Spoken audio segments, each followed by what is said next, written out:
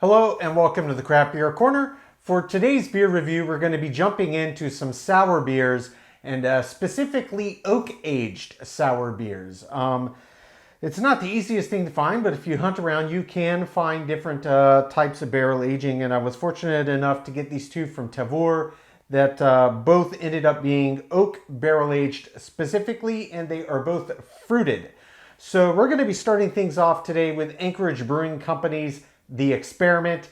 This is an oak-aged sour ale that has been brewed with wild Alaskan blueberries. 7% ABV on this one. Of course, Anchorage Brewing Company is based in Anchorage, Alaska.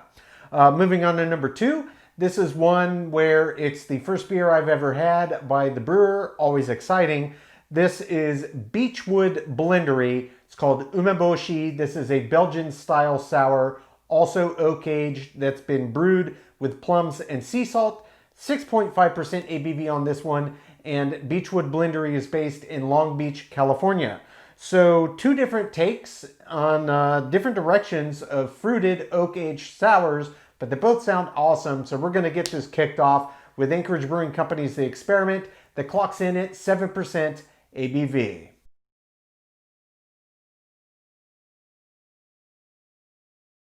Okay, jumping right in with the first beer of today's oak-aged sour fruited beer review. We've got Anchorage Brewing Company's The Experiment. This one brewed with wild Alaskan blueberries. 7% ABV on this one. They are based in Anchorage, Alaska. So first thing first, in terms of label art, it's pretty interesting. It looks like aliens in a spaceship operating on something, maybe a pile of blueberries. It's actually a little hard to tell, but I'm a big fan of this label art. That's really neat. It continues on to the other side in the back. Actually, no, what I think I'm seeing is the top of somebody's head. So not, not perhaps as nice as operating on blueberries. Nonetheless, artwork is really neat. It's corked. It's got a nice little cap here. This is quite common with sours and Belgian beers and anything like that. They too do tend to be a lot more effervescent and carbonated. So popping them with a cork and keeping them in the cork cage keeps them from being quite as wonky. So we're just going to see if we can get this cork going. Wow. Wow, that smells very sour and very blueberry dominant, sniffing the end of the cork, much like you might do with some wine. It does actually give you a really good sense of what you may be jumping into the beer. So without further ado, let's get this poured in our nice little goblet glass. This one is a Delirium Tremens glass I've had for years, but it works great for sours. And man, this is a stunningly beautiful beer. Wow. It's this deep reddish purple. Yeah, you can tell this is loaded with blueberries. That is just absolutely lovely. Very, very active in terms of carbonation. Tiny, tiny, tiny carbonation bubbles all over this glass. It did try to form a little head at start. It's very effervescent. That's common with sours, but this one's getting right out of the way as it should. And I can tell you the aroma is positively pungent. It is positively pungent. I could smell it as soon as I cracked that bottle and as I was pouring it, and it is huge. It smells very, very strongly of blueberry and also quite sour and tart. And you can smell a little bit of underlying funk. They do have some wild yeast strain in here as well. So that's kind of their main souring agent. Let's get right up over it. Oh, yeah. Oh, wow, that smells fantastic. Just a pure, well-done sour here, I imagine, with a boatload of blueberry, and it smells absolutely delicious. Let's jump right in.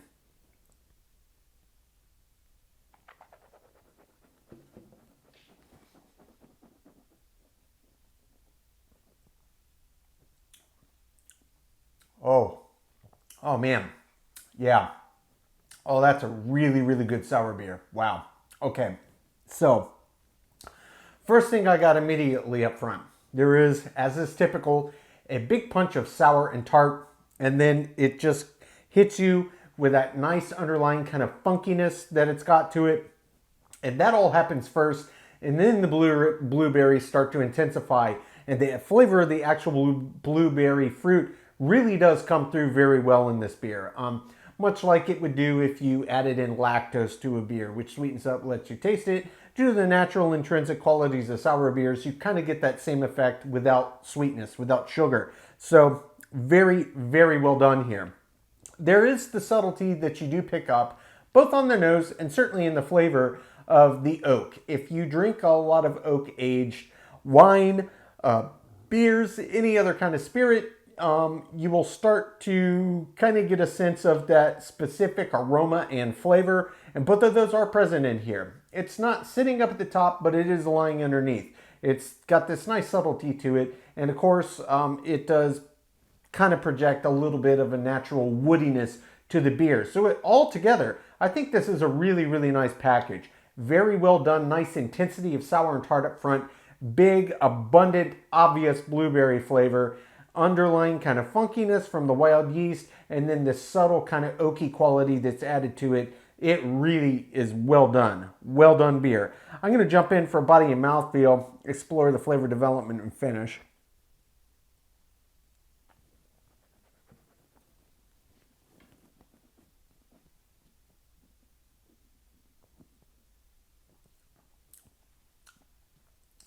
Yeah, this is a 7% sour. It's not your average sour.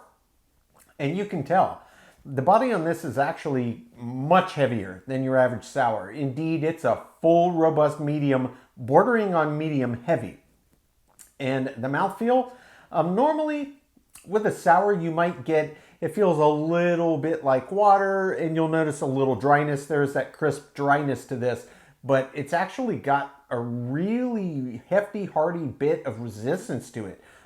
It's not typical to find a body with that much breadth and mouthfeel that's got that much natural viscosity and resistance to it. But yeah, this is a big beer. It's almost chewy in its presentation, the way it comes across the palate. Certainly, like I said, that classic sour dryness is apparent. It's not like a brute. It's not super, super dry where it just truncates it at the end. It still kind of lingers around, and there is a little wetness, but you do get that drying effect. Overall, fantastic beer. The finish on this as well, it lasts longer than your average sour, but it's not crazy long. And really, it's the kind of haunting, lingering blueberry that lingers on the back of the palate with just a suggestion of the underlying oak. The sour and the tart really get out of the way on the front end. Back end, it's all fruit and the underlying barrel. In terms of balance, I think they nailed it on this one. I've had quite a few Anchorage Brewing Company beers now of all styles, and they really seem to know what they're doing there. They don't appear to cut corners, and indeed, I think the accolades and all the awards they've been winning is evidence enough of that fact. But for you, the beer consumer, man, fantastic. And I'll reiterate again, if you don't live in Alaska, Tavour is the only way you're getting your hands on their beers. It is well worth it. Honestly, just a tremendous beer. I'm going to take my time, sip on this, come up with my scores. When we come back, we will get to the second beer of today's review. That is Beachwood Blendery's Umeboshi, which is a Belgian-style sour that clocks in at 6.5% ABV.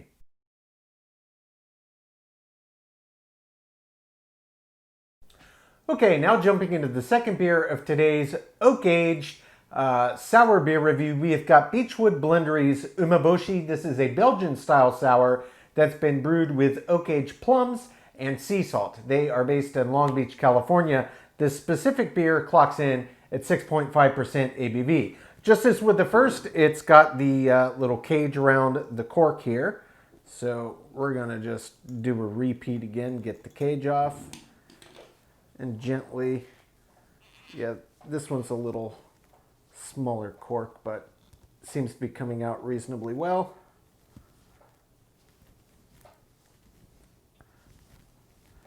Almost got it. There we go. Ooh, nice loud pop on that one. Oh, smells quite nice. It does smell quite nice. So, label art on this. Pretty cool looking label art. I don't know how to describe it, but it's quite colorful. Looks nice, and indeed they mentioned their artwork was done by Thomas Campbell. So well done there, Thomas Campbell. So, without further ado, we're going to get this one poured right in the glass. Oh, that's quite a nice looking beer. It's kind of got this orangey pink hue to it.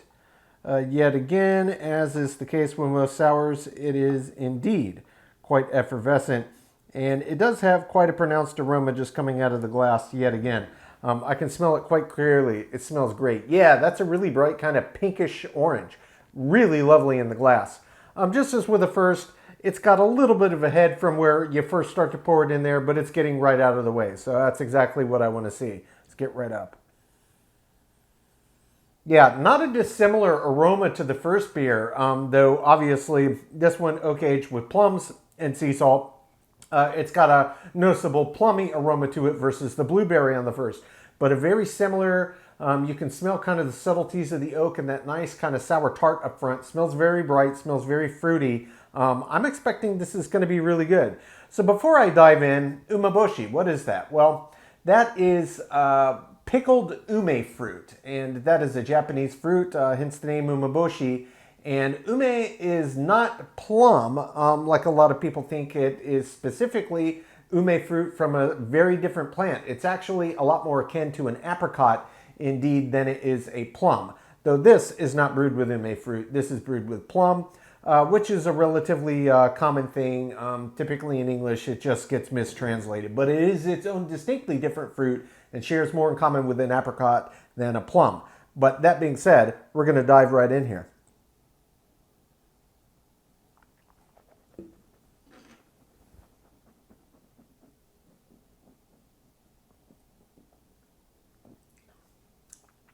Oh yeah, wow.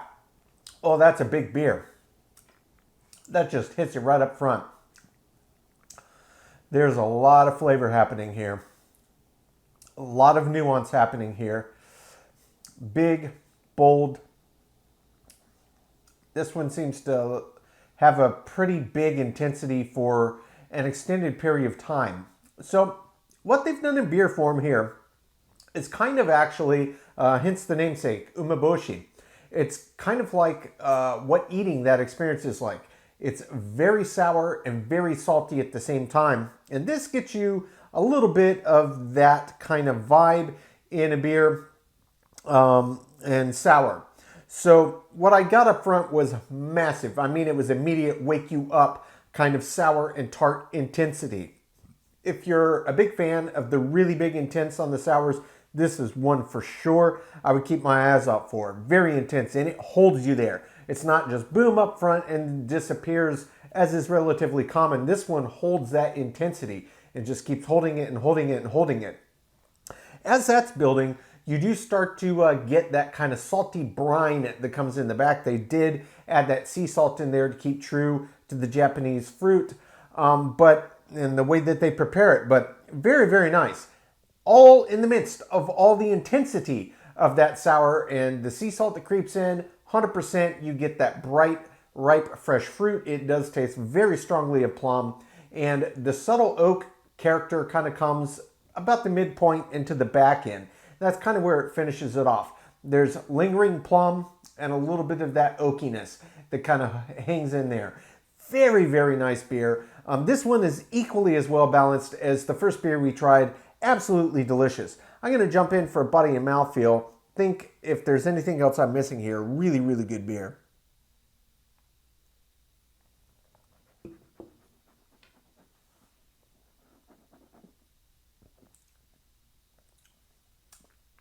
This may be 6.5%, but this is really light, bordering maybe on medium light body. For a sour, it's what I expected. For this ABV range, it's probably a little lighter than I expected, but only because of the first beer was significantly heavier than you normally get. Really, it's spot on the money for my taste. Mouthfeel, this one does have a little bit of a classic dryness that you get with a lot of sours, but it's not pungently dry. It still feels very wet, more or less across the palate. It's right on the tip of the tongue, kind of on the sides and the very back where you get a little dry sensation. But that doesn't dry out the kind of residual flavors that typically coat the palate with a sour in really any beer. It's still there and it still holds. In terms of length of the finish, it's a sour. They're not typically going to be the longest in the world. This one I would say is maybe a little bit longer than your average sour just because it's so pungent and so flavorful, but it's not off the rails crazy. It's more or less fitting very much what I anticipated. And for my money, that's a good thing because I expected this to be good. And wow, this one really is. I drink a lot of good sour beers. The two that I've had today, absolutely incredible. I'm going to take my time, sip on this, count my scores. When we come back, we will get both beers ranked from top to bottom.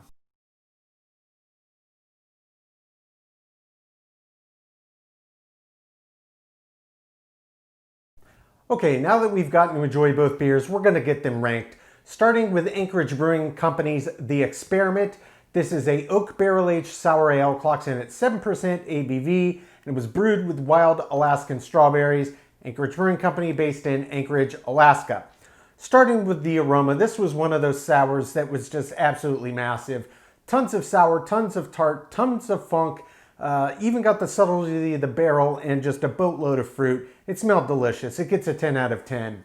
For the taste, I absolutely loved it. This was a very big, bold, pungent sour, and I've had quite a few of these barrel-aged sours, whether or not it's from a spirit or a normal barrel, but it does impart these very interesting subtleties to it that really pairs well with the natural kind of wild yeast funkiness that adds in that tart and that sour you get in these beer styles. Absolutely delicious, loaded with blueberries, perfect 10 out of 10. For the body on this beer was nice. For me, it was essentially a little bigger than you would expect for a sour. It wasn't crazy, but it was substantive. Granted, this is a 7% ABV sour, so that kind of goes with the territory. Body, 10 out of 10. Mouthfeel, same thing here. A little bit more resistance than you would typically see in your average sour, but again, higher ABV, and certainly it had that classic dryness you expect from a sour. Mouthfeel gets a 10 out of 10.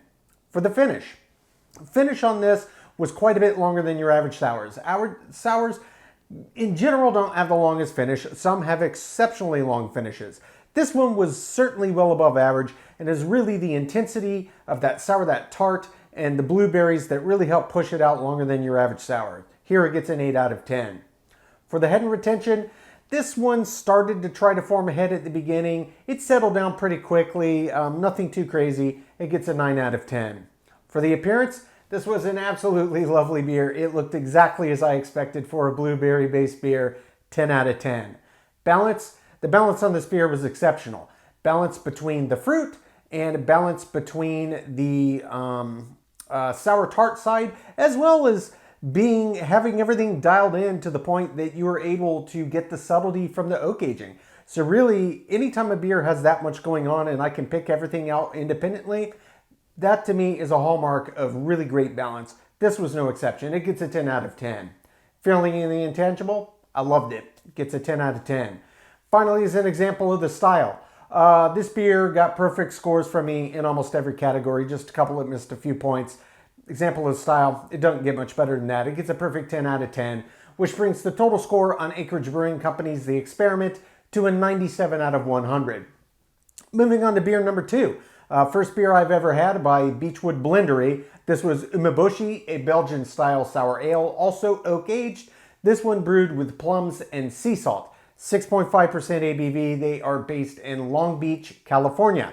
The aroma on this one was equally as pungent as on the first beer, and really there was a lot of shared commonality here. You could pick up the subtlety of the oak just as in The Experiment.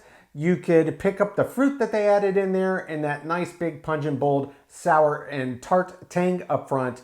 Perfect 10 out of 10 from me. For the taste, this was absolutely delicious. I wasn't sure what to expect, having never had umeboshi either with the traditional Japanese ume fruit or it done or made with plums. But I think that this was a really great concept for sour beer, and it absolutely worked. It was very pungently sour, very pungently so. In fact, I would be hard-pressed to think of too many sour beers I've ever had that were more intense on the sour and tart than this one. And that kind of got out of the way, and the plums started to come through, the salty kind of back to it, almost briny in its nature came through, and then the subtlety of the oak as well. It was all in there. Perfect 10 out of 10. Body, The body on this one was more or less what I expected for a sour beer. You know, it was kind of right where I expected it to be. 6.5% ABV. Again, we're talking with a little higher than average ABVs, but nothing outside of the norm. It gets a 10 out of 10. Mouthfeel, same story here. Wasn't super resistant, but it felt right on the mouth. It went well with the body, and it did have that classic sour dryness. Gets a 10 out of 10. For the finish on this one, just as with the first beer, was definitely longer than your average beer. And for the same reasons. It was that intensity of sour and the intensity of the other flavors. Now this one, the fruit on the back end didn't really stick around quite as long as the blueberries did in this one, but it was still above average. It gets a 7 out of 10. Head and retention, it was almost an identical experience on both beers. This one also gets a 9 out of 10. For the appearance, this was absolutely lovely. It was a beautiful, bright, kind of orangey pink color, and it just absolutely looked lovely in the glass. It gets a 10 out of 10. For the balance on this beer overall I thought was excellent. The only thing I thought as I really critiqued this was, for me, I would have liked a little more salt to come through. They had the sour and they had the tart just right. The plum to me I thought was just right, but the salt, I was craving just a little bit more. It was in there, but it was particularly subtle compared to the intensity of the other kind of dominant flavor profiles. Only dock 1 point though, it gets a 9 out of 10. Feeling in the Intangible, I love this one too. Honestly, these were both top tier sours. This one gets a 10 out of 10. The Example of the Style on this one, it's a 10 out of 10. This one as well did not lose that many points. Where it did, not that big of a deal, but this was just phenomenal. Both of these are absolutely top tier examples of how to do a sour properly, and I do recommend them to any fan of sour beers. Folks, that's today's review. As always, I do sincerely appreciate you tuning in today. Please don't forget to like, comment, and subscribe. And if you want to stay in the loop when our videos go live to YouTube, you can click the notification bell icon. It's right next to the subscribe button. Until next time, keep it beer, keep it craft. We'll see you on the next one. Cheers.